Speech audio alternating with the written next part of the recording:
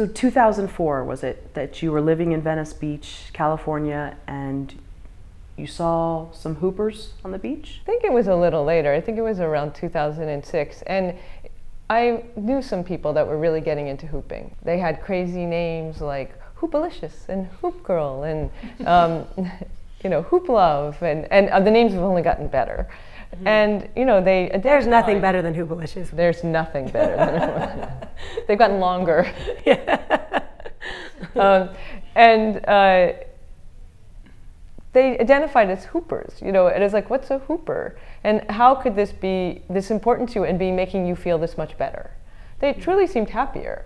They were often starting to make a living connected to this, and they looked better, they were physically in better shape, and they really were part of a community. They had a lot of support systems, and I was just fascinated by it. And they were already starting to document themselves. Shooting hoop moves is a huge part of the culture. You put stuff up on YouTube, you learn from someone else. They were documenting their performances, so way before I started, this movement had a record. And I've met some documentary filmmakers recently who they'll only make movies where everything's already shot for them. Because if they start before a certain year, people weren't shooting. So unfortunately, I wasn't that lucky. But it helped a lot, that you guys had really documented, stuff up to now.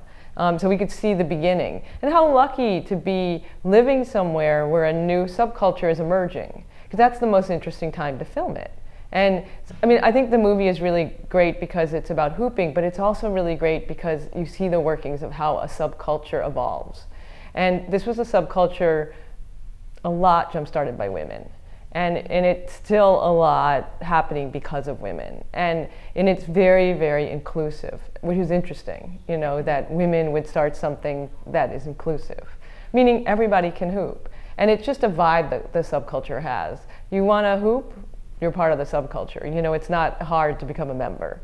And there's just so much in our lives aren't very welcoming. And so, I never made a documentary film before, but you had to make it. It required you to be part of it. And so my way of being part of it is telling stories.